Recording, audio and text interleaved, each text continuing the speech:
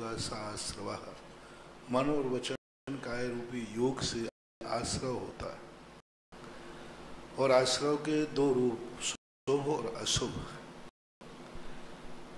तो जब शुभ की बात आई तो शुभ पुण्य से, पुण्य का बंध मिथ्या दृष्टि भी करता है। तो ये तो निश्चित हो गया कि पुण्य का बंध मिथ्या दृष्टि को होता है, तो शुभ योग मिथ्या दृष्टि को भी होता है। लेकिन पूज्यवर जयसेन स्वामी ने श्री समय सार आदि की टीकाओं में स्पष्ट उल्लेख किया कि शुभ उपयोग मिथ्या दृष्टि को नहीं होता। शुभ उपयोग चौथे गुण स्थान से होता है। इससे सिद्ध हुआ कि शुभ उपयोग के साथ, शुभ योग के साथ अशुभ उपयोग होता है। अब रही बात चौथे आदि गुण स्थानों में, तो चौथे से लेकर छठे गुण स्थान तक अशुभ कर्मों का बंध होता है, और जब अशुभ कर्मों का बंध होता है तो वो अशुभ योग से होता है। तो इससे ये भी सिद्ध हो गया कि चौथे से लेकर छठे गुण स्थान आदि तक अशुभ योग होने से अशुभ का आश्रय होता है। लेकिन जब उपयोग की चर्चा आई तो चौथे गुण स्थान से छठे गुण स्थान तक नियम से शुभ उपयोग ही होता है। तो ऐसी दृष्टि से सभी का संचय करने से निश्चित होता है कि शुभ के साथ, शुभ उपयोग के साथ अशुभ योग और शुभ योग के साथ अशुभ उपयोग हो सकता है, होता ही है। इंदौर से महेंद्र जैन पत्रकार, की जिज्ञासा है। नमोस्तु महाराज श्री। महाराज श्री, कुछ लोग धर्म को आस्था के बजाय अपने स्वार्थ पूर्ति का साधन मानकर भगवान से उन इच्छाओं को पूरा करना चाहते हैं जिसे भगवान ने छोड़कर पूज्यता प्राप्त की है। तो क्या इस प्रकार की सोचना ठीक है? कृपया मार्गदर्शन। अच्छी वस्तु के प्रति हर व्यक्ति का स्वार्थ पनप जाता है। कोई भी अच्छी वस्तु को व्यक्ति देखता है तो उसके मन में भाव आता है कि ये वस्तु मुझे प्राप्त हो, और किसी समर्थ वस्तु को देखता है तो उससे वो सोचता है कि इस व्यक्ति से मैं अपने कार्य कराऊं। जब आपका कोई परिचय व्यक्ति किसी ऑफिसर पद पे आ जाए तो आप लोग तुरंत सोचते अब मजा आ गया, अपना वो काम पड़ा है वो पूरा हो जाएगा। तो ये स्वाभाविक है। इसी प्रकार भगवान और गुरु जब मिलते हैं तो संसारी प्राणी की इच्छा होती है कि अपनी भगवान से बहुत पहुंच है, अपन भगवान की भक्ति करते हैं, वो ही मेरे शास्ता है, क्यों ना हम उनसे अपनी इच्छाओं की पूर्ति कराएं। तो इच्छाओं की पूर्ति कराने का भाव आना कोई बड़ा पाप नहीं है। बस ऐसी इच्छाएं ना हो जिन इच्छाओं की अनैतिकता हो, जो इच्छाएं तुम्हारे कुल जाति धर्म के विरुद्ध में हो। सामान्य जो सांसारिक इच्छाएं हैं वो किसके अंदर नहीं है, सबके अंदर है। आप ग्रस्त तो छोड़ो, हम मुनिराज लोग भी अपनी बहुत सारी इच्छाएं भगवान से पूरी कराने की भक्ति करते हैं, जाप करते हैं, ध्यान करते हैं। भली वो इच्छाएं हमारी धर्मात्मक हों, लेकिन इच्छाएं तो हैं। हम भी चाहते हैं भगवान सारे संसार में, हम भक्तियों में पढ़ते ना, सब संसार सुखी हो, अच्छा हो। तो ऐसी बस इतनी अशुभ ना हो कि जो सर्वथा ही अनैतिक हो। बाकी मैं सदा कहता हूँ, गृहस्थ को जो गृहस्थिक समस्याएं होती हैं उस समस्याओं के समाधान का भाव आता है। लेकिन इतना ध्यान रखना चाहिए, यदि आपकी इच्छाओं की पूर्ति नहीं हुई, मैंने आपका समर्थन कर दिया कि आप उन नैतिक गृहस्थिक समस्याओं के समाधान के लिए भगवान का स्मरण कर सकते हैं, भगवान का जाप कर सकते हैं, शांति धारा भक्ति पूजा कर सकते हैं। ऐसा शास्त्रों में बहुत मिलता है।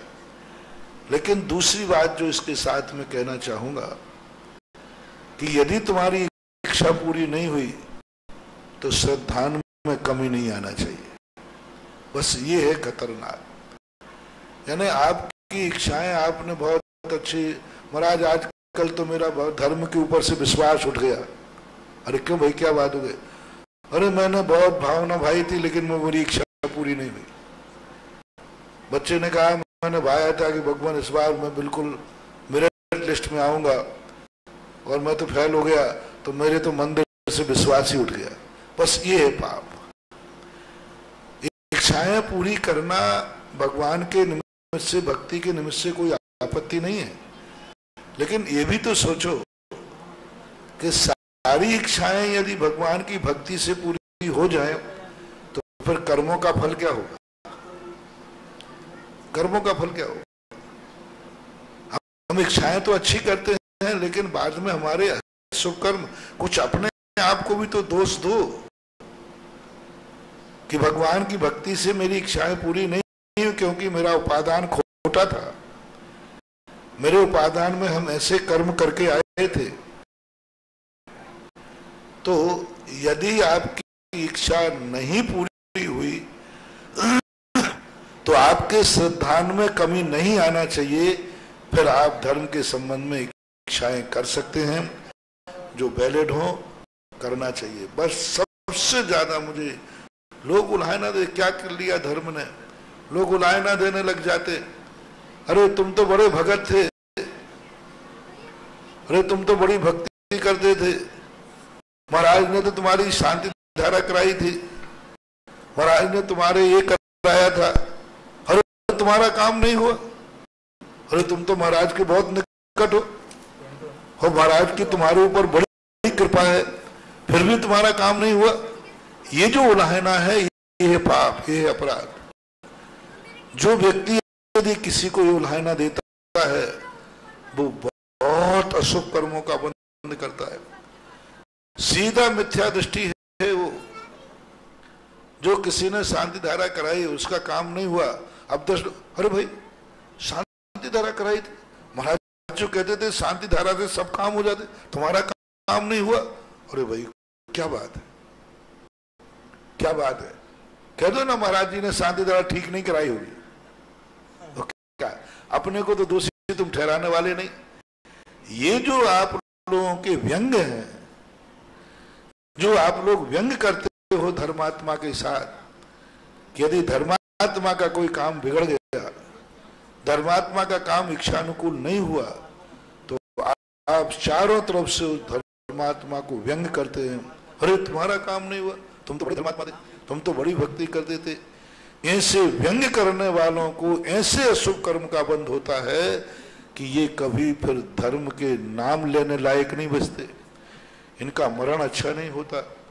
ऐसे व्यंग करने वालों के जीवन में ऐसे अशुभ कर्म का बंध होता है कि तुम सामने वाले को व्यंग करके धर्म से दूर करना चाहते हो, बल्कि उल्टा कहना चाहिए, कोई बात नहीं, धर्म में तो ताकत थी लेकिन अपने उपादान में खोट थी। शांति धारा बुरी नहीं है, नवोकार मंत्र बुरी नहीं है, पूजा पाठ बुरी नहीं, अपना ही उपादान खोटा था, इसमें धर्म क्या करेगा, ऐसा कहना चाहिए। कभी किसी धर्मात्मा का कोई काम ना होवे तो उसको व्यंग मत करो, बल्कि उसको साहस बताओ कि नहीं, धर्म धर्म के स्थान पर है और कर्म कर्म के स्थान पर है। तो ऐसे परिणाम होना चाहिए सबके। इसलिए मेरा बहुत लोगों से कहना है कि इस प्रकार के धर्मात्माओं को व्यंग करके उन्हें धर्म से दूर मत करो, नास्तिक मत बनाओ, अन्यथा तुम्हारा खुद का जीवन नाश हो जाएगा। सरधना से निखिल जन इनकी जिज्ञासा है। नमोस्तु महाराज श्री। महाराज श्री, विधान एवं पंच कल्याणक महोत्सव में ध्वजारोहण करने वालों को कौन कौन सा पुण्य मिलता है और ध्वजारोहण क्यों किया जाता है, और विधान और पंचकल्याणक के ध्वजारोहण में कोई विशेष अंतर है क्या, कृपया समाधान। ध्वजारोहण के 2-3 अर्थ होते हैं। ध्वजारोहण एक वो शक्ति है जिसके माध्यम से दुनिया को हम आगाज करते हैं कि हम यहाँ क्या करने जा रहे हैं। दूसरा, ध्वजारोहण का अर्थ होता है कि जो शक्ति, जो एनर्जी हम यहाँ देना चाहते हैं वो सारे जगत में फैले और वो ध्वजा से वहाँ की एनर्जी प्राप्त होकर और हवाओं से टकरा जाए और वो हवाएं सारे जगत को अच्छा करें। तीसरा कारण होता है कि ध्वजा यानी उसको यश पताका भी बोलते हैं कि उस ध्वजा को देख करके सारे लोगों में यश पताका, तो यशस कीर्ति नाम कर्म का बंध होता है। ध्वजा फहराने वाले को नियम से यश फैलता है, चारों तरफ उसकी जयकार बोलती है। जैसा ध्वज लहराता रहता है ऐसा ही उसकी जिंदगी का यश भी लहराता रहता है। जहाँ जाएगा वहीं लोग उसकी जयकार करेंगे, जहाँ जाएगा वहीं उसका सम्मान पाएंगे, जहाँ जाएगा वहीं लोग उसका अनुकरण करेंगे। तो ध्वजारोहण करने से इसको यश पताका फैलाने का भी प्रतीक है। तुमने भगवान की ध्वजा फहराई है, वह भगवान तुम्हारा धर्म फैलाएगा, तुम्हारा भी यश फैलाएगा। तुमने भगवान की, कहते ना, भगवान की पताका फहरा दी, पताका ही तो विजय है। तो तुम धर्म कहता है कि तुम्हारी भी यश पताका फहराई जाएगी। विधान और पंचकल्याणक जिस क्वालिटी के होते हैं उसी क्वालिटी का पुण्यबंध है। विधान में और पंचकल्याणक में अंतर है। विधान एक छोटा सीमित है और पंचकल्याणक एक सर्वव्यापी, सर्वभौम, सर्वशक्तिमान। सारे दुनिया के पंचकल्याणकों विधानों में सबसे बड़ा महत्वपूर्ण पंचकल्याणक होता है और वह पंचकल्याणक में जो शक्तियां निहित होती हैं वह शक्तियां सर्वव्यापक होती हैं। अन्य में कम नहीं है, लेकिन गुड बेटर बेस्ट। पंचकल्याणक एक सर्वभौम, सर्वशक्तिमान और सर्व पुण्यप्रदायी कार्य होता है, क्योंकि उसमें एक पतित आत्मा को पावन बनाया जाता है, उसमें एक पाषाण को भगवान की तरफ भेजा जाता है। वो एक बहुत बड़े विकास और उत्थान का प्रतीक होता है। अलोहत बूंदी से देवेंद्र जैन, इनकी जिज्ञासा है। नमोस्तु गुरुदेव। महाराज श्री, अभिषेक के लिए पानी दूर से लाना पड़ता है, तो क्या कच्चे पानी की मर्यादा व गर्म पानी की मर्यादा कितने दिन की होती होगी? और महाराज श्री, हम पानी को बाइक पर मंदिर के शुद्ध वस्त्र पहनकर लाते हैं, ये कहाँ तक उचित है? कृपया समाधान। पहली बात तो कच्चे पानी की कोई मर्यादा नहीं होती। कच्चे पानी को आप अपने 2-4 दिन तक भी रख सकते हैं। शर्त है कि छानने के बाद उस पानी को 4 दिन के बाद भी उसी कुएं के पार पहुंचना चाहिए जहां से आपने निकाला है। गर्म पानी की मर्यादा 24 घंटे होती है। रही बात बाइक से आदि लाने की बात, तो ये कच्चे पानी को यदि आप लाते हैं तो कोई बाधा नहीं, बेटर यही है कि पैदल लाओ। लेकिन आज चूंकि कुएं बहुत दूर हैं, पैदल लाना संभव नहीं है, क्योंकि स्थितियां, ट्रैफिक, वाहन बहुत ज़्यादा हैं। तो यदि वाहन से भी आप कच्चा पानी ला रहे हैं तो कोई बाधा नहीं। आप देखते हैं कि चौके आदि का पानी भी वाहन से ही लाया जाता है। अभिषेक का पानी बोरिंग से अभिषेक करने की अपेक्षा दूर से वाहन से पानी लाना श्रेष्ठ है, क्योंकि गाड़ी से लाओगे तो ये जीव है कि रास्ते में जीवों की हिंसा होगी, लेकिन बोरिंग से लाने में तो जीव उसी में मरे हुए हैं। एक जीव मरना और एक जीव पानी में मर के पड़ना, दोनों में कितना अंतर है। गाड़ी से लाने में कई लोग कहते हैं कि बोरिंग से अच्छा है, गाड़ी से लाते हो तो बोरिंग का अच्छा है। अरे बोरिंग में तो 30 जीव उसी में मर गए और उसी में मर करके उनका ताजा कलेवर है, 30 जीवों का खून उसके अंदर है, 30 जीव मरे हुए उसमें पड़े हुए हैं। वो जीव, वो पानी तो वैसा ही भगवान के ऊपर ढालने लायक नहीं है। दूर से जो तुम गाड़ी से लाए उससे जीवों की आराधना तो हुई, पक्का है, लेकिन कम से कम मरे हुए जीव उस पानी में तो नहीं घुले हैं। बहुत सारे लोग कुतर करते हैं, आजकल शादियों के अभिषेक के पानी किलोमीटरों से आता है, कितनी हिंसा होती है। मैं आपसे पूछता हूं कि पैर से चींटी मर जाना और चींटी को खा लेना, दोनों में कितना अंतर है? बोलो। एक से चींटी मर गई, एक ने चींटी खा ली। अब तो मरी तो दोनों में कि नहीं, उसमें भी मरे तो मरे, लेकिन अंतर कितना हो गया। मरने से जीव का घात हुआ, अभक्ष सेवन नहीं हुआ। खाने से इसी प्रकार से बोरिंग आदि के पानी की अपेक्षा दूर से भी यदि कुएं का पानी गाड़ी से लाते हो तो कोई बाधा नहीं, लेकिन इतना शुद्धि में मत लाना कि जूते चप्पल पहन करके गंदे उससे, एक मर्यादा होना चाहिए। ला करके फिर यहाँ पर कपड़े बदल करके और फिर उसे गर्म करके अभिषेक करने में कोई बाधा नहीं करना चाहिए। नागपुर से वीरेंद्र जैन की जिज्ञासा है। नमोस्तु महाराज श्री। महाराज जी, अप्रत्यख्यान कषाय के अनुदय में अणुव्रत लेने के भाव होते हैं, तो क्या यदि किसी ने एक भी अणुव्रत धारण किया है, अर्थात हिंसा, चोरी, कुशील, झूठ, परिग्रह में से किसी एक का भी त्याग करे, तो क्या वह अप्रत्यख्यानी कषाय का अनुदय माना जाएगा? कृपया समाधान। अणुवृत्ति होना अलग चीज है और देश वृत्ति होना अलग चीज है। जब तक वो 5 अणुव्रत और 4 शिक्षाव्रत, 3 गुणव्रत, ये 12 व्रत अंगीकार नहीं करेगा, तब तक अप्रत्याख्याना वर्णी कषाय का अनुदय नहीं हो सकता। 12 व्रत लेना जरूरी है। 12 व्रत के बाद ही पंचम गुण स्थान होगा। ऐसे तो आप लोग एक मूल गुण पाल लो। मान लो किसी ने कह दिया कि मैं झूठ नहीं बोलूंगा, मांस तो खाऊंगा। क्यों? एक का एक, कोई एक पाल रहा हूं, कोई भी एक पाल लूंगा। चोरी तो नहीं करूंगा, बाकी सब 5 करूंगा। अब वो सब कर रहा है। कोई ने कहा कि ठीक है मैं परिग्रह प्रमाणित करता हूं, बाकी 4 पाप करूंगा। नहीं, ऐसा नहीं है। इसलिए समंत्रभद्र महाराज ने अणुव्रतों की संज्ञा मूल गुण कहलाते हैं। मूल गुणों में 5 अणुव्रत अलग रखे और उन मूल गुणों में 5 अणुव्रत धारी को प्रसिद्ध किया। देखना, मूल गुणों थे जो सहाणुव्रत पंचकम, मध्यमाद मधुस त्यागी सहाणुव्रत पंचकम, तो ये मूल गुण कहलाते। इन मूल गुणों में उन्होंने प्रसिद्ध किया, कोई को हिंसा में, कोई को सत्य में, कोई तो इसमें अप्रत्याख्यान अवर्णी कर्म का अनुदय नहीं हुआ। फिर आगे जाकर जब चारित्र अधिकार लिखा तो उन्होंने कहा 5 अणुव्रत के साथ में ये 7 शील व्रत और धारण करो, तब चारित्र का स्वीकार करोगे। 5 अणुव्रत धारण करना चारित्र नहीं है, 12 व्रत अनुधारण करना चारित्र की कोटि में आता है। इसलिए ऐसा नहीं कर, पर तो हम मुनिराज भी कह देंगे कोई एक मूल गुण पालन कर लूंगा, से 4 की छूट रखूंगा। नहीं, ना अणुव्रतों में देशवृत्ति और महावृत्ति मोक्ष मार्गी हैं, चारित्र के अंतर्गत आते हैं।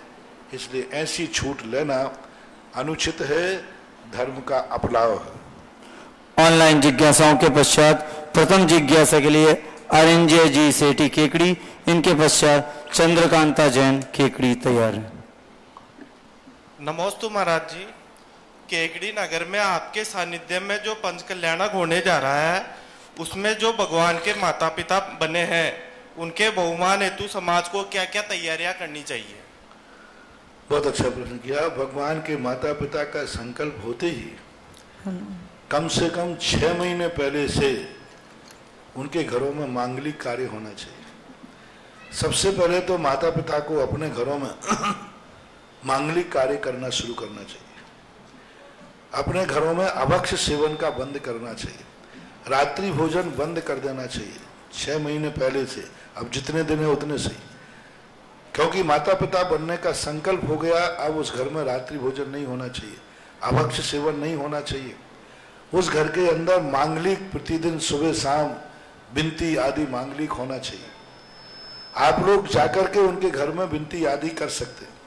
अथवा दूसरा सबसे बड़ी परंपरा अपने यहाँ है कि हर व्यक्ति को अपने घर में जिनेंद्र भगवान माता पिता को अपने घर में उनको निमंत्रण करके उनके लिए गोद भराई आदि सम्मान करना चाहिए।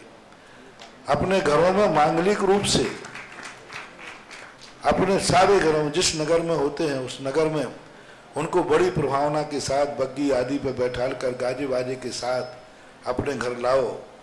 अपने घर लाकर के उनको भोजन आदि यदि वो करते हैं तो भोजन आदि कराकर उनको मांगलिक चिन्ह भेंट करो।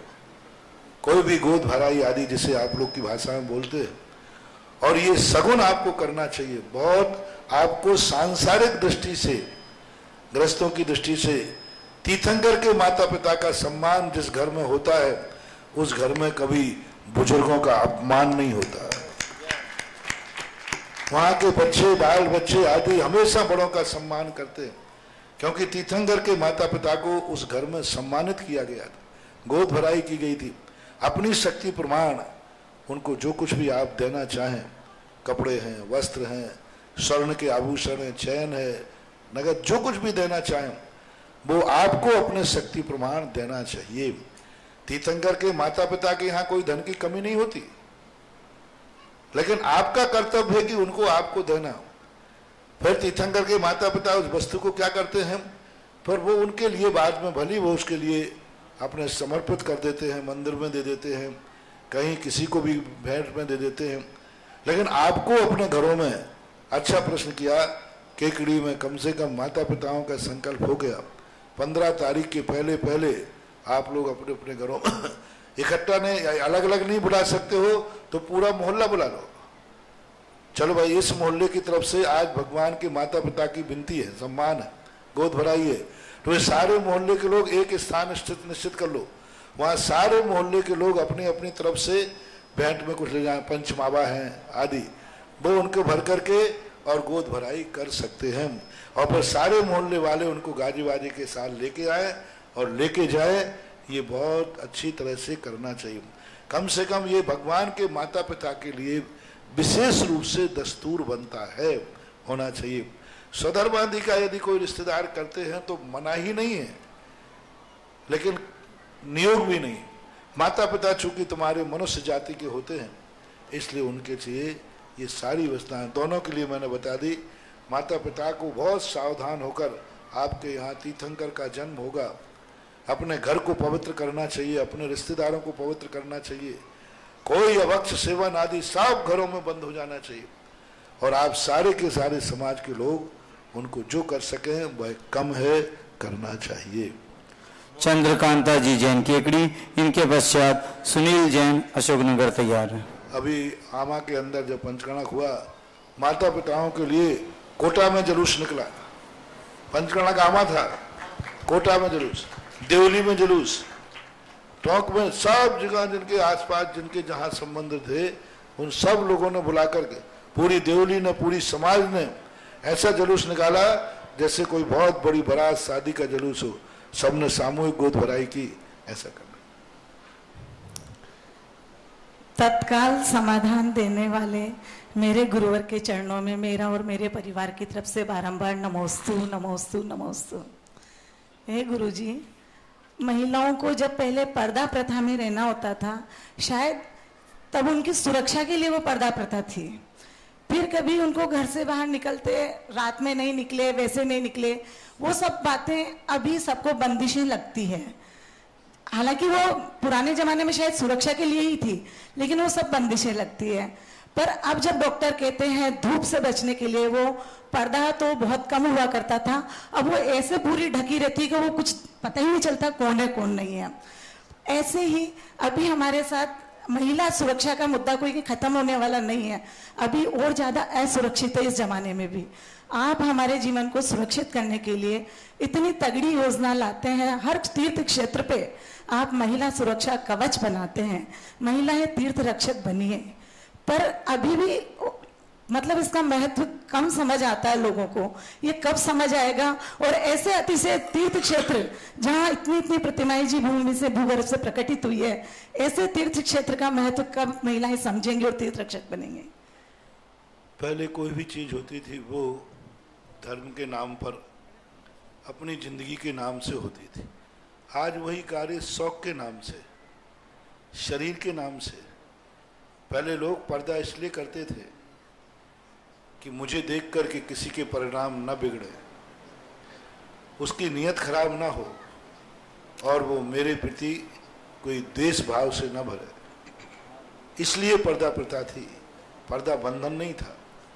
आज जो पर्दा प्रथा है वो मांस शरीर की चमड़ी को बचाने के लिए, जहां पर उनको बुरी दृष्टि से देखने वाले हैं वहां पर पर्दा नहीं करते, जहां वहां पर्दा नहीं करेंगे, वहां तो पर्दा सब बेपर्दा होते हैं। अपने मात्र करने के लिए तो ये भौतिक युग है।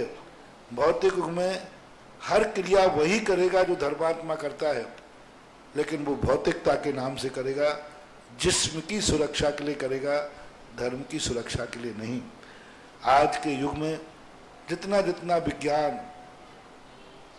आविष्कार कर रहा है, नारियों को जिस प्रकार से खुले बाजार में हर कार्य के लिए बराबरी कर रहा है, आरक्षण, हर चीज में आरक्षण, कंपटीशन हो रहा है, यह महिला की जिंदगी के लिए बहुत खतरा है। आज चारों तरफ महिलाओं के लिए नौकरी में, चुनाव में, जहां देखो वहां पुरुष की बराबरी।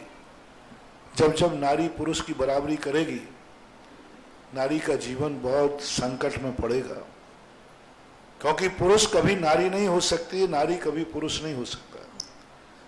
पुरुष नारियों को हमेशा मर्यादा में रहना चाहिए, लेकिन आज का भौतिक युग, आज की अपने जीवन को अंधी बनने वाली नारी भी होड़ लगा रही है कि मुझे हर चीज में आरक्षण चाहिए।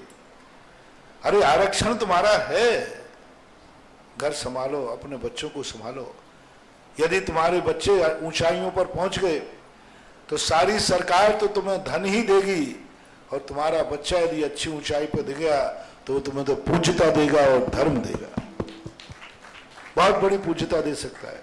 लेकिन अब युग है जिस तरफ बहता है, पाश्चात्य संस्कृति का प्रभाव इस प्रकार से पड़ रहा है, पड़ेगा।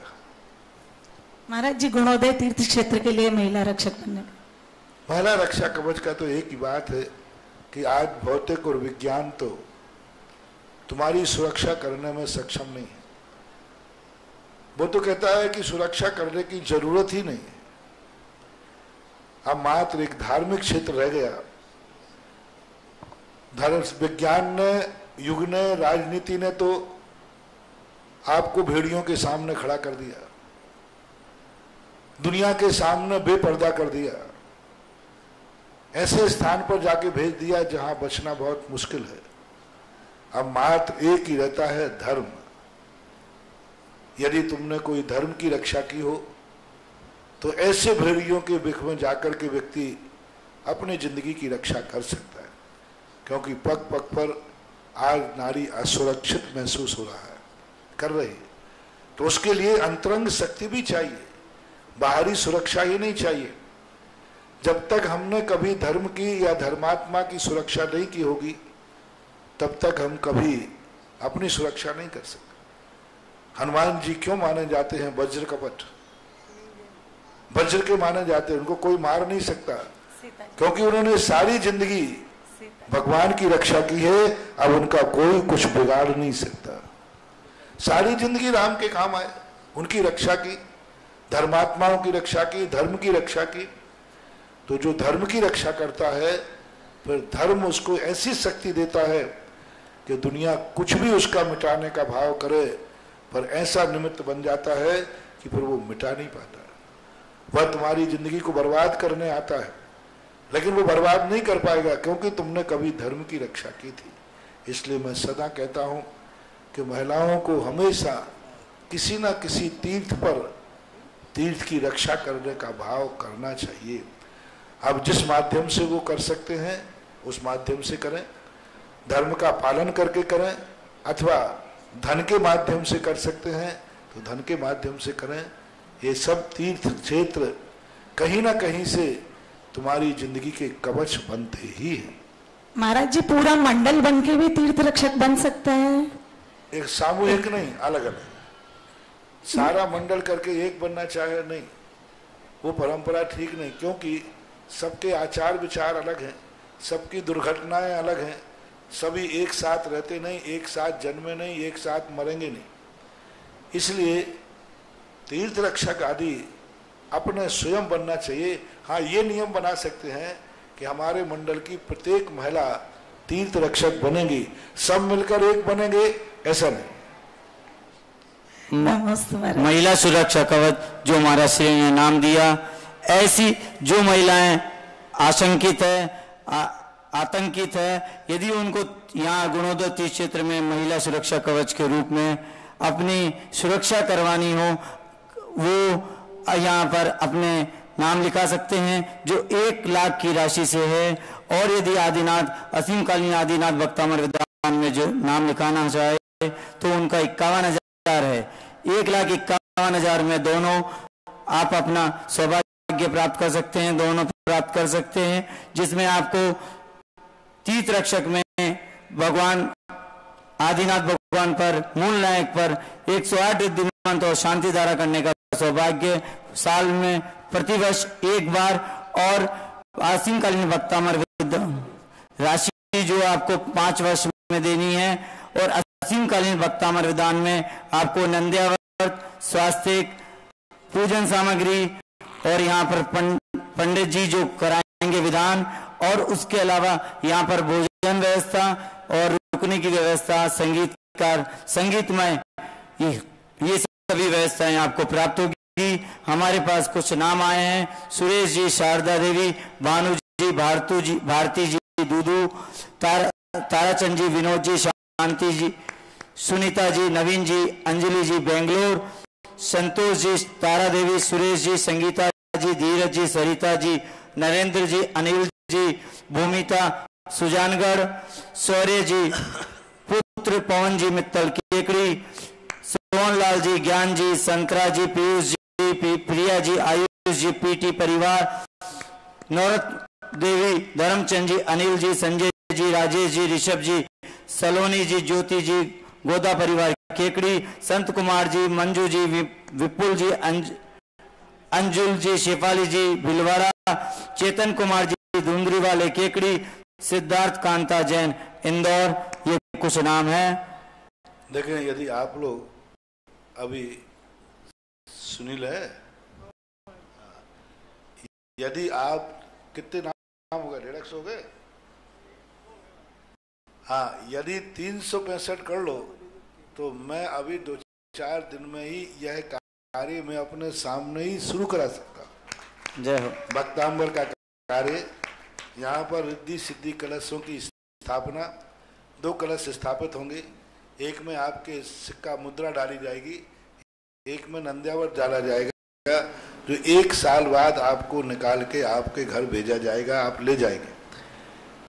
तो यदि आप 365 की औकात हो, हिम्मत हो, तो भक्तांबर और शांति धारा की शुरुआत अभी कोई 1 तारीख लेकर 2 तारीख सोची है। पहले बताएं कमेटी वाले, 365 कर लोगे? बस आपका आशीर्वाद हमारे तो सशक्त मत करो, हमारा आशीर्वाद तो एडवांस में रहता है। हो जाएंगे कमेटी वालों, 365 करो तो अभी अपन 6 या 10 तारीख 2 तारीखें निकलती हैं। इन तारीखों में भक्तांबर और तीर्थ रक्षक की शांति धारा, तीर्थ रक्षक की शांति धारा तो शायद चालू होगी, अभी नहीं है। नहीं। हाँ, तो कौन सी तारीख रखेंगे, 6 या 10? क्योंकि अभी बड़े मंदिर का 10 तारीख को बड़े मंदिर, 10 तारीख को। हाँ, यहाँ बड़ा मंदिर जो है, एक ही परिवार पूरे मंदिर को पुण्यार्जक करने वाला है, तो उसका शिलान्यास मंदिर का, मूल बड़े मंदिर का, पाषाण का मंदिर बनेगा। आप ध्यान रखना, पहले तो ईंटों का बन रहा था, पहले तो आरसीसी का था, फिर आरसी से हुआ ईंटों का, अब ईंटों से हो गया पाषाण का। और भगवान करे एक दिन वो आ जाए, अब कई दिन के रहने दो, एक दिन वो आ जाए पाषाण से सोने में परिवर्तित हो जाए, कोई बड़ी बात नहीं। और देखो, मेरी तो भावना है, तो मेरी भावना तो कभी फेल हुई नहीं। एक ना एक दिन, कभी ना कभी, किसी ना किसी भाव में कोई ना कोई भक्त स्वर्ण मंदिर जरूर बनाएगा। इसी भाव में हो जाएगा हमारे भी। अब इस भाव के तो हम बोल नहीं सकते, लेकिन भावना फल देने वाली होती है। तो मंदिर का एक ही मंदिर, पूरा मेन मंदिर बनाएगा, उसका शिलान्यास कौन सी था? 10 तारीख। 10 तारीख को, ठीक है। और प्रदीप भैया इस चर्चा हो गई होगी। और दूसरा कि उसी दिन या उस 6 तारीख को भक्तांबर, असीम कालीन भक्तांबर, कोई मर्यादा नहीं होगी इसकी। देखो, मेरा मन होता है। लोग ये कहते हैं मंदिर तो बनते हैं, तीर्थ बनते हैं, लेकिन वहां पूजा करने वाले नहीं होते। इस आरोप को मैंने बदल दिया कि सावधान, तुम पुजारियों को खोज रहे हो कि मंदिर में अर्घ्य चढ़ाने वाला नहीं है।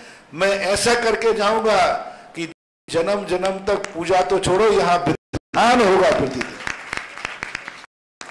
आज ऐसे तीर्थ क्षेत्र हैं जहां पूजा भी नहीं होती। पुजारी क्या चढ़ाता है? अर्घ्य चढ़ा देता है, मात एक थैली में अर्घ्य ले लेता है और सब में चढ़ा देता है। लेकिन मेरा मन है कि हे भगवान, मेरे द्वारा जो तीर्थ क्षेत्र बने उसमें पूजा ही नहीं, प्रतिदिन असीम कालीन विधान हो गए। और अभी तक तो सफल हूं। आज नारेली में, आवा में, बिजोलिया में प्रतिदिन विधान हो रहा है, प्रतिदिन विधान। 11 बजे तक। अरे विधान तो साल में एक बार होते थे, 10 लाख क्षण में एक बार साल भर में विधान होते थे। आज वो क्षेत्र बन रहे हैं जहां प्रतिदिन भक्तांबर विधान होंगे, असीम कालीन। क्यों नहीं अतिशय बढ़ेगा? क्यों नहीं अतिशयों की बौछार लगेगी? जहां प्रतिदिन भक्तांबर पाठ होगा, विधान होगा, वहां तो अतिशय बरसना ही है। इसलिए आपके 100-125 नाम से ऊपर पहुंच गए। 365 नाम कम से कम करना है। हालांकि अभी तक तो सब स्थानों पर डबल हुई। आमा के अंदर 400-500, नारेली के संग 700-800, सब जगह बढ़े। यहां भी बढ़ जाएंगे, मुझे विश्वास है। क्योंकि केकड़ी यदि घर पीछे एक विधान का नियम ले ले तो शायद 300-400 तो यही हो गए। और आसपास के तो अपन एक तारीख के लिए 6 तारीख रखना कि 10? 6 रख ले। 6 शुक्ला एकम नया वर्ष, ठीक है। हाँ, गुड़ी पड़वा बोलते। और संवत्सर भी है, विक्रम संवत का नया वर्ष है ना। तो नए वर्ष के दिन अपन उसके लिए भक्तांबर विधान की शुरुआत करेंगे। ऐसे नव वर्ष पर जिनको भी महाराज श्री के सानिध्य में असीम कालीन भक्तांबर विधान की शुरुआत में अपना नाम लिखाना हो या करना हो तो वो अपना नाम लिखा सकते हैं। महाराज श्री का सानिध्य मिलेगा, सबसे बड़ी बात। और चलो ये काम तो ये हो गया कि सुबह का भक्तांबर अब हो गई और 7 दिन के 7 मंडल बनाए थे। अब एक काम थोड़ा महिलाओं की तरफ देख रहा हूं। यदि आप लोग 7 दिन के 7 मंडल बना दें तो शाम को प्रतिदिन 48 दीपकों से भक्तांबर पाठ गुणोदय तीर्थ क्षेत्र में होना चाहिए। वो भी रजत में यार, प्रतिदिन होना चाहिए। 48 दीपकों के साथ, रिद्धि मंत्रों के साथ, वो भी तीर्थ क्षेत्र पर। यही भक्तांबर, यही रिद्धि मंत्र अपने गांव में, कॉलोनी के मंदिर में करना, उसका उतना अतिशय नहीं है। वही भक्तांबर पाठ तीर्थ क्षेत्र पे करना, वो भी अतिशयकारी मूर्ति पे करना, और वो भी भूगर्भ से प्रकट मूर्तियों के सामने करना। इसका बहुत बड़ा अपने आप में प्रभाव होता है। 7 दिन के 7 मंडल बन जाओ। सोमवार महिला मंडल, मंगलवार महिला मंडल, बुधवार, ऐसे 7 दिन के 7 मंडल बन जाएं तो शाम के समय आरती भी। अभी देखो सीलोर के अंदर 18 दिन में, 18 दिन के अंदर बूंदी वालों ने बहुत बड़ा कार्य किया। सुबह के 7 मंडल बन गए, बच्चों ने बना लिए अपने। प्रतिदिन वहां जाकर के 20-25 लोग जाकर के प्रतिदिन अभिषेक, पूजन, शांति धारा कर रहे हैं। और 7 महिलाओं ने मंडल बनाए शाम को।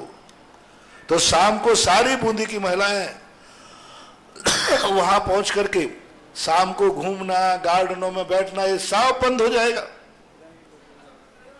हाँ, और शाम को 7 मंडल आप महिलाएं यदि केकड़ी वगैरह की, आसपास के सावर आदि की बना लेते हैं तो शाम का भी भक्तांबर पाठ यदि शुरू हो जाता है। और बता रहे हैं कि वाहन की व्यवस्था तो है ही, गाड़ी है, क्षेत्र की बस है, अब और क्या चाहिए? आना फ्री, जाना फ्री, और रात में खाना है ही नहीं। और सुबह की जहां तक बात है तो देखते हैं कि क्या नाश्ते वास्ते की व्यवस्था है कि नहीं है। निःशुल्क है। देखो अब कितनी बड़ी, जो सवेरे यहाँ अभिषेक आदि करने आते हैं, घर लौट करके मान लो इतने में पेट में चूहे कूदते हैं, तो थोड़ा बहुत नाश्ता पानी यहाँ व्यवस्था है। इतनी सारी व्यवस्था होने के बाद भी यदि लाभ नहीं लो तो अब मैं क्या कर सकता हूँ। इसलिए 7 महिलाएं जो हैं वे 7 महिला मंडल बनाकर हमें नाम दो तो उनकी शुरुआत भी मैं अपने सामने करा सकता हूँ। मतलब गुड़ी पड़वा के दिन महाराज श्री की अनुपम सौगात गुणोदय तीर्थ क्षेत्र को मिली कि असीमकालीन भक्तामर विधान, तीर्थ रक्षक और साथ में 48 रिद्धि मंत्र की अतिशयकारी 48 रिद्धि मंत्रों की आरती करने का सौभाग्य। 9 वर्ष के उपलक्ष्य में गुड़ी पड़वा जो पूरे भारतवर्ष में नाम जाना जाता है। और सुनील जी अशोकनगर, ताराचंद जी जैन पारावाले, चांदमल जी जैन, और उनके पश्चात भाविका जैन तैयार है। नमस्ते महाराज जी, नमस्ते महाराज जी, नमस्ते महाराज जी। मैं चांदमल जैन गुणोदय कमेटी में सदस्य हूँ। मेरा प्रश्न है महाराज जी, मेरे 3 प्रश्न है महाराज जी। पहला प्रश्न है कि जो भगवान के शिखर के ऊपर पताका लहराई जाती है, आजकल तांबे की या पीतल की लहराई जाती है, तो वो क्या कि हर वर्ष बदली नहीं जाती है, तो क्या हमको पताका कपड़े की सिला के बनानी चाहिए या तांबे की ही रहेगी? कपड़े की ही श्रेष्ठ मानी गई है आगम के अनुसार, लेकिन चूंकि शिखरों पे ऊंचाइयां होती हैं, बार बार बदलने में रिस्क होती है, ऊपर नहीं जाते, इसलिए इस अपेक्षा से लोग तांबे की लगाने लगे। हालांकि ताम्रशिला आदि, ध्वजा आदि का हमें शास्त्रीय प्रमाण नहीं मिला, लेकिन रिस्क को देख करके लगा देते हैं, तो मैं इसका निषेध भी नहीं करता। दूसरा प्रश्न महाराज जी कि आपने बताया ऋषभदेव भगवान की तस्वीर या उनका चित्र सभी जगह 80 कृषि जैसे हमारे जैसे खेत पे है, दुकान पे है, घर पे है, ये कहाँ लगानी चाहिए, कैसे लगानी चाहिए? खूब आराम से लगाओ। तस्वीर लगाने में कोई बाधा नहीं, वो प्रतीक है, वो छाया है। उसमें ऋषभदेव भगवान लिखा जाए या आदिनाथ भगवान लिखा जाए? ऋषभदेव भगवान लिखा जाए या आदिनाथ भगवान लिखा जाए? ऋषभदेव लिखो ना सीधा। आदिनाथ भगवान तो प्रथम थे, इसलिए अपन आदिनाथ लिखते हैं। इनका ओरिजिनल नाम था ऋषभनाथ और वृषभनाथ।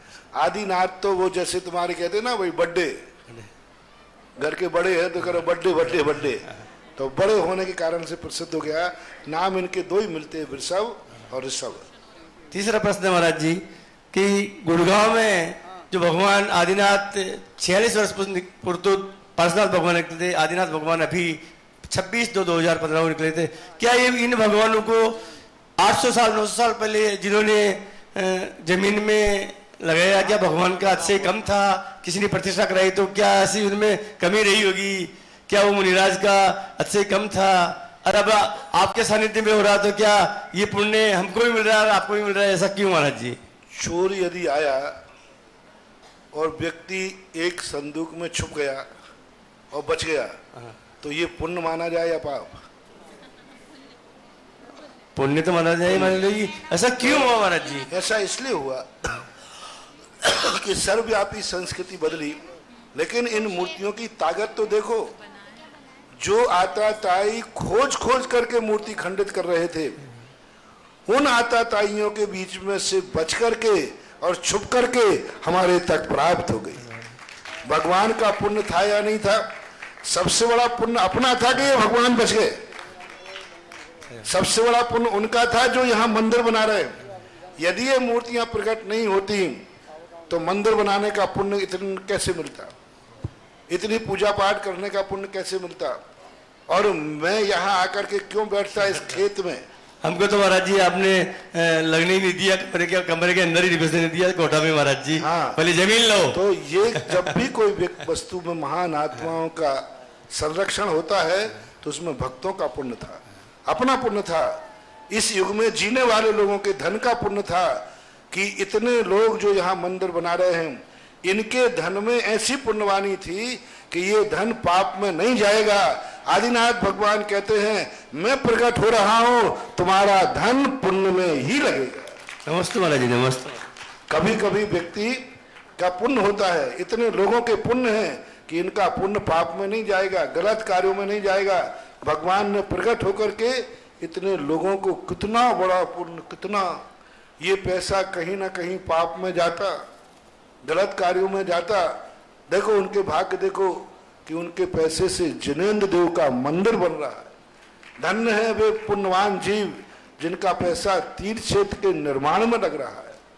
तो ये भक्तों का, अपन लोगों का तीव्र पुण्य का उदय है, जो कि इस प्रकार के भगवान उस समय छुप करके अपने हाथ में प्रकट लगे या मिले। सांगनेर संस्थान की बालिका गोद लेने का सिलसिला अभी भी जारी है सतत। अशोक संतोष जी राहुल, पूर्वा दक्ष जैन दिल्ली, इन्होंने एक बालिका को गोद लिया है। और दूसरा नीता शाह, धीरेन्द्र शाह यूएसए अमेरिका से, इन्होंने भी एक बालिका को 5 वर्ष के लिए गोद लिया है। 5 वर्ष के लिए एक बालिका को संस्कारित करके, अमेरिका से वो भी अमेरिका की शास्त्री।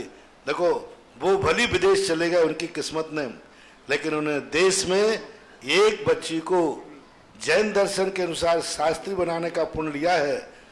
इतना पक्का है, जिस कारण से उनको विदेश जाना पड़ा, अगले भाव में वो कारण उनको यहीं मिल जाएगा, विदेश नहीं जाना पड़ेगा। और असीमकालीन वक्तामर विधान और तीर्थ रक्षक में कुछ नाम आए। पारस जी, ओम प्रकाश जी, सीमा जी, ऋषभ जी, कुमुद जी, अरियन साड़ी देवली, और सोहनलाल जी, रमेश जी, मंजू जी, सेंकी, कविता, मयंक, पीटी परिवार केकड़ी, गुलाब जी, प्रसन्न कुमार जी, अशोक जी असगरा,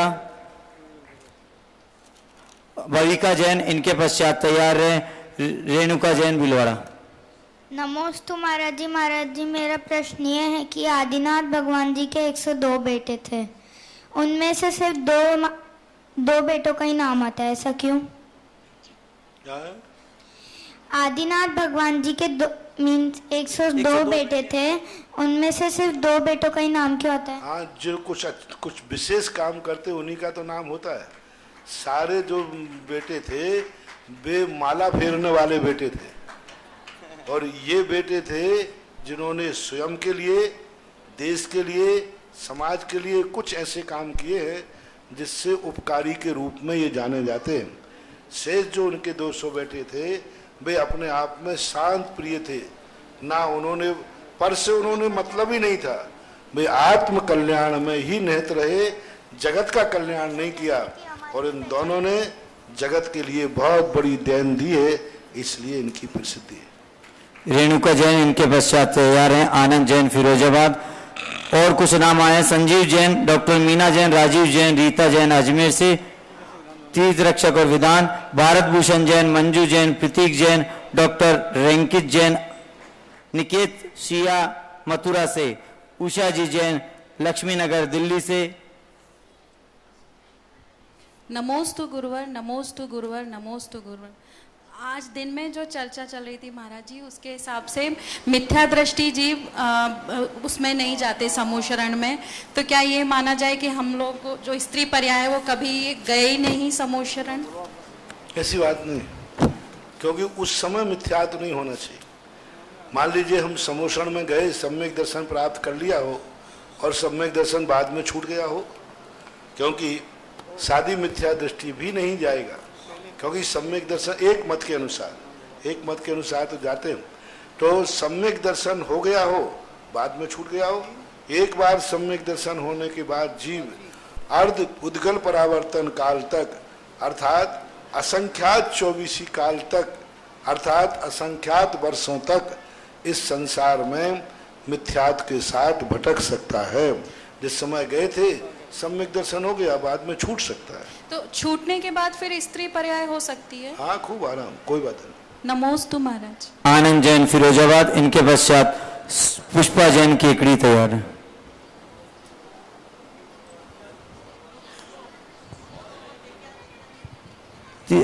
भक्तामर विधान में और कुछ नाम है, सतीश जी, स्वाति जी, सौम्या जी सागर से,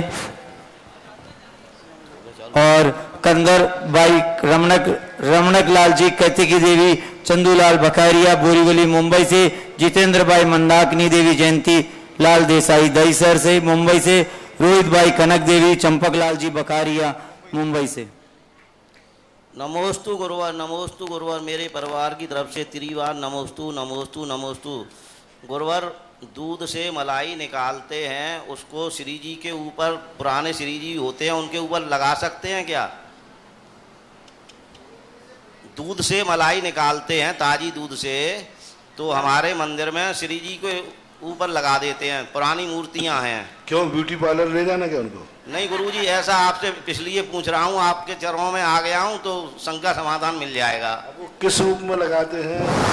रूक्षपना मिटाने के लिए यदि लगाते हैं तो मलाई न लगा करके घृत या तेल का।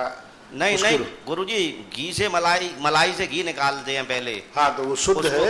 यदि रूक्षता मिटाने के लिए लगाते हो तो कोई बात नहीं। जी जी, कितने दिन तक लगा सकते हैं उस घी को? उसकी म्याद घी की कोई मर्यादा नहीं होती जी। अच्छा गुरुजी, और पुष्पा जैन इनके पास श्री जी के चरण किस तरीके से छूना चाहिए? श्री जी के चरण कैसे छूना चाहिए? श्री जी के चरण कैसे छूना चाहिए? भगवान के चरणों को माथ उंगलियों पर अपनी ये 3 उंगलियां हैं यूं रख करके और माथे पे लगा लेना चाहिए। बस रगड़ करके नहीं छूना चाहिए, पूरे शरीर पे हाथ फेर के नहीं छूना चाहिए। माथ उंगलियों के ऊपर अपनी उंगली रख करके और माथे पे ले लेना चाहिए। पुष्पा जी जैन, इनके पश्चात प्रवेश जी जैन सहारनपुर से तैयार है। महाराज श्री के चरणों में त्रिबार नमोस्तु नमोस्तु नमोस्तु। महाराज जी, मेरा प्रश्न है कि जैन शास्त्रों में ही 6 द्रव्य, 7 तत्व और 9 पदार्थ का विवेचन क्यों किया गया है? अन्य शास्त्रों में क्यों नहीं किया गया? अन्य मतावलंबियों के यहाँ क्यों नहीं किया? सबका ज्ञान अलग अलग होता है, सबके विचार अलग अलग होते हैं। उन तक वहाँ तक उनकी दृष्टि नहीं पहुँच पाई, इसलिए नहीं कर पाए।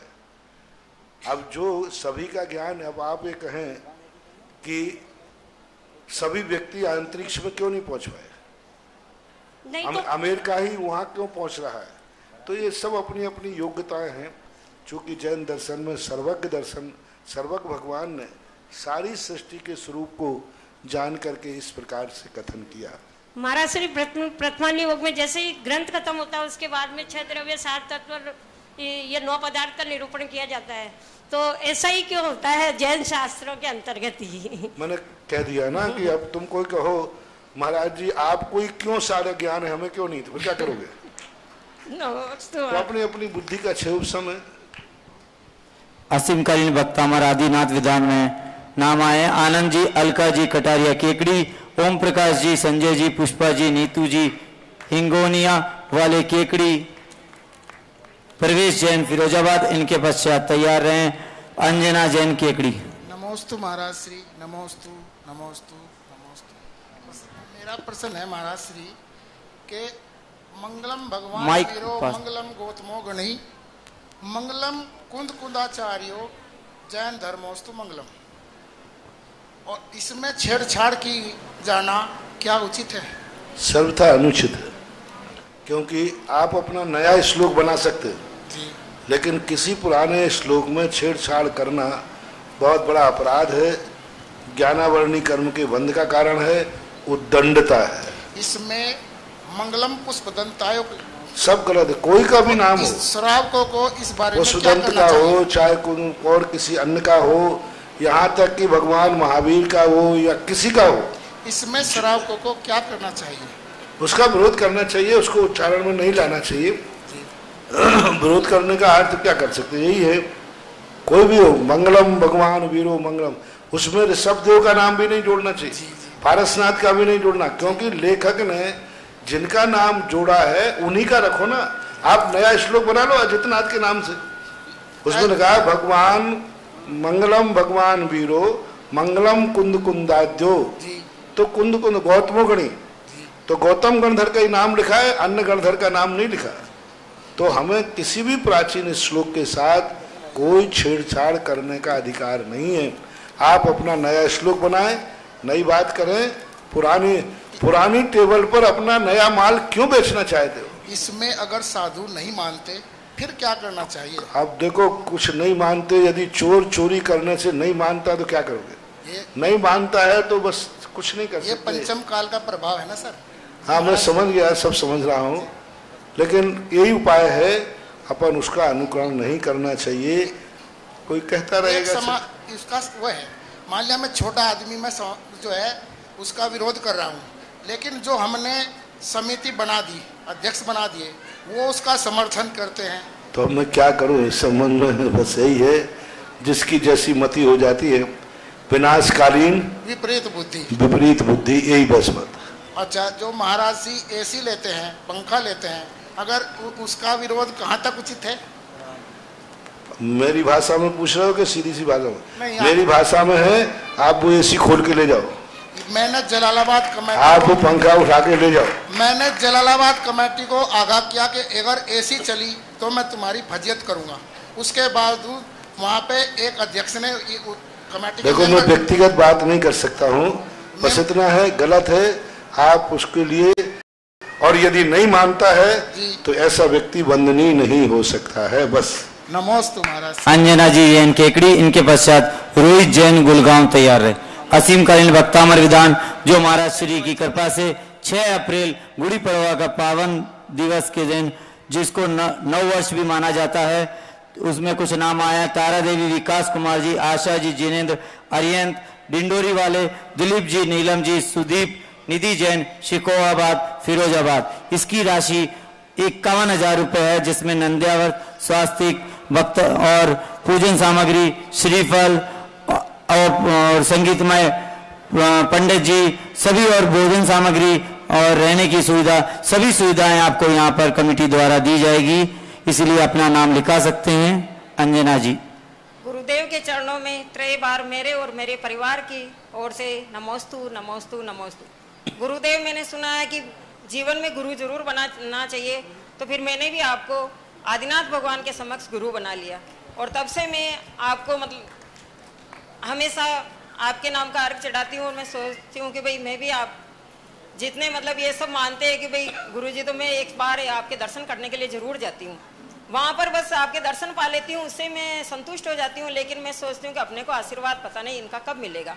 ये दिन मेरे लिए कल आया गुरुदेव, कल मेरे को कुबेर के रूप में आपका आशीर्वाद मिला।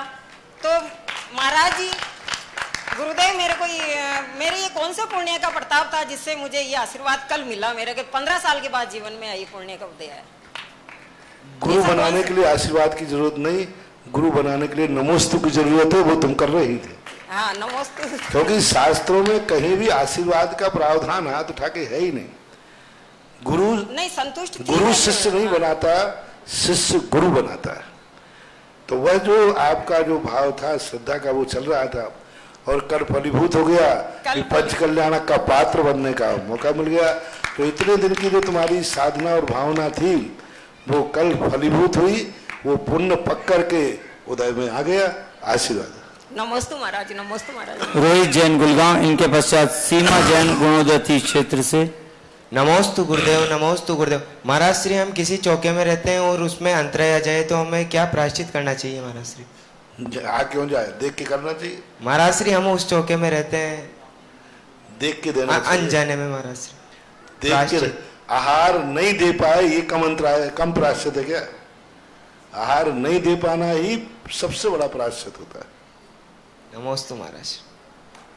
शकुंतला जी जैन केकड़ी, इनके पश्चात अशोक जी असगरा। अशोक जी असगरा।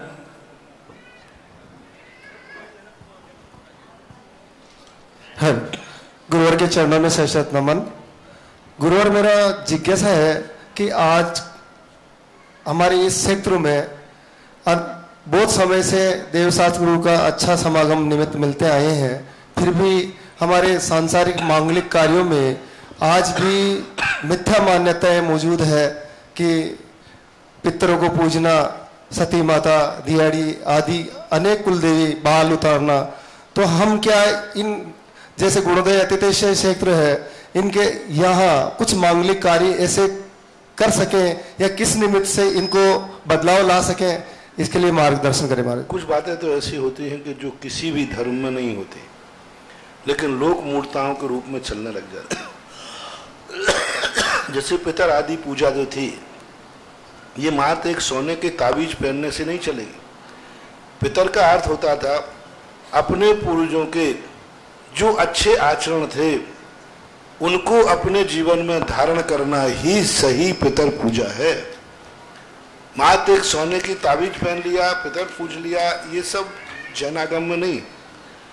बाल उतारना आदि जो हैं ये सब कोई धर्म की कोटि में नहीं आते। फिर भी यदि प्रथम दस्तूर के रूप में आप इनको मांगलिक रूप में तीर्थ क्षेत्रों पर यदि इनका विसर्जन करते हैं, भगवान के सामने नहीं, मंदिर में नहीं, मंदिर के बाहर इस प्रकार के करते हैं तो कोई बाधा नहीं। आगम में तो इसका कोई चर्चा है नहीं, लेकिन फिर भी मिथ्यात से तो बचना ही चाहिए, क्योंकि मिथ्यात से नहीं बचेंगे तो हमारा जो सम्यक दर्शन, सम्यक क्रियाएं हैं वे उतनी फलीभूत नहीं होती हैं।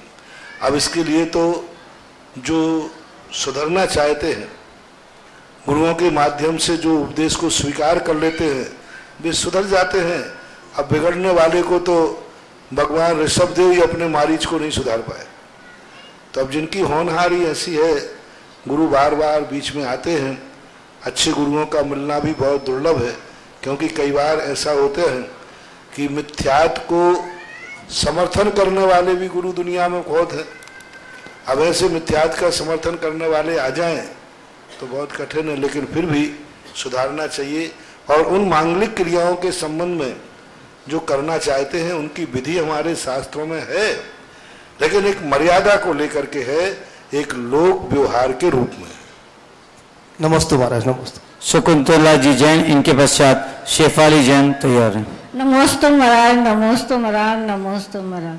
मेरा प्रश्न यह है कि अनुकूल परिस्थितियां और प्रतिकूल परिस्थितियों में कैसे रहना चाहिए? जैसे हम लोग रहते हैं। और क्या करें, अनुकूल भी आता है, देखो प्रतिकूल भी आता है, ठंड भी आती, गर्मी भी आती, बरसात भी आती, सदाबहार एक से रहना चाहिए। हमेशा हंसते हंसते रोना सीखो, रोते रोते हंसना, बस यही सबसे बड़ी चीज है। शेफाली जी जैन, इनके पश्चात सीमा जैन गुणोदय से तैयार हैं।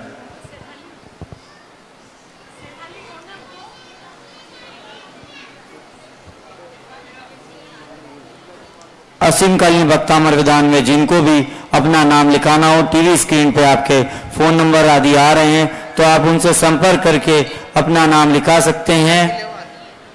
उनकी राशि 51,000 रुपये मात्र है, जिसमें आपको नंद्यावर स्वास्थ्य प्रति वर्ष दिया जाएगा। ये एक वर्ष नहीं दिया जाएगा, नंद्यावर स्वास्थ्य वर्ष में एक बार, जैसे इस साल आपने किया तो अगले साल इसी दिन आपको वापस वो भेंट स्वरूप आपके घर पर पहुंचा कर दिया जाएगा।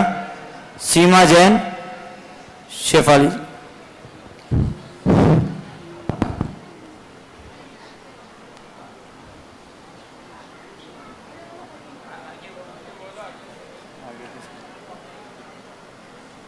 आगे बोलो ना। क्या तो यार कैसे लिखवा?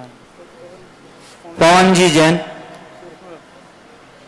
पवन जी जैन सूरत। अरे कोई शंका नहीं, चलो। अरे यार तुम भी यार।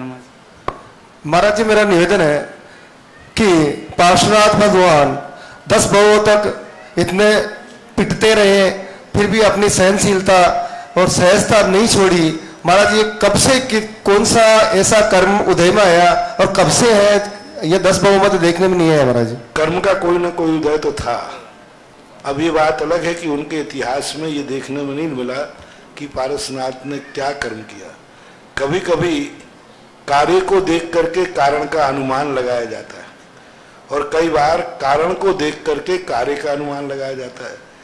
उनका दुख, उनके संकट बता रहे हैं कि पारसनाथ ने कुछ ना कुछ तो खुरापाती की है।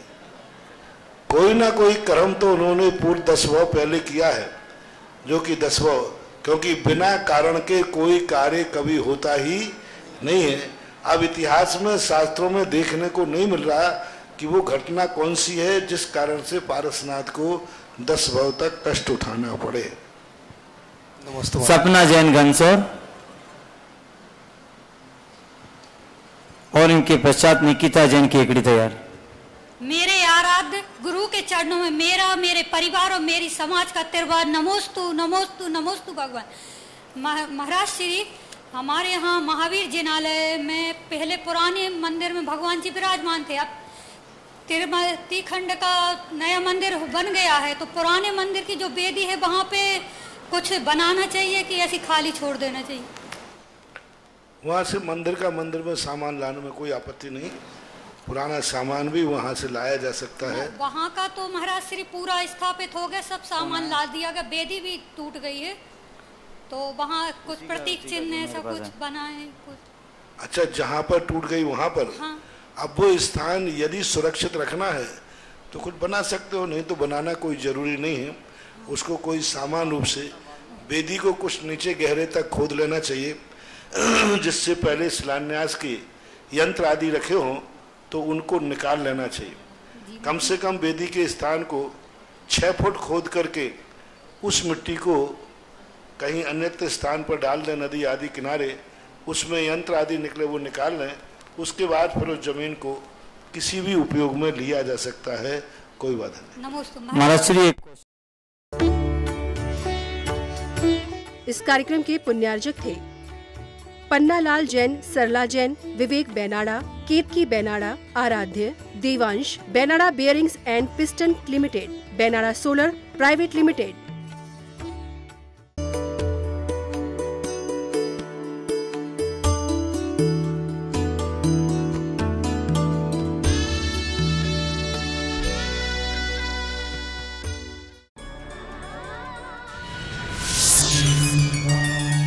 संत शिरोमणि आचार्य श्री विद्यासागर जी महाराज के आशीर्वाद से श्री सिद्ध क्षेत्र सोनागिर की भूमि पर अहिंसा मानव कल्याण ट्रस्ट दिल्ली द्वारा 4 एकड़ भूमि पर बन रहे अहिंसा तीर्थ क्षेत्र का निर्माण किया जा रहा है। आचार्य विद्यासागर चिकित्सालय का उद्घाटन एवं 25 इंच की रत्नमयी पंचबालियाती जिनालय का शिलान्यास शीघ्र होने जा रहा है। संलेखना भवन, अतिथि भवन, म्यूजियम, प्रतिभा स्थली, गौशाला, लघु व हथकरघा का निर्माण कार्य योजनाबद्ध किया जाएगा। तीर्थ पर त्यागी व्रतियों के लिए आहार, आयुर्वेद एवं प्राकृतिक चिकित्सा द्वारा इलाज की भी विशेष व्यवस्था की गई है। पंचबालियाती मंदिर में 5 मूर्ति एवं वेदी की न्यौछावर राशि 5,11,000 प्रति। मंदिर हॉल 11 लाख राशि दान कर पुण्यार्जन करें। उद्घाटन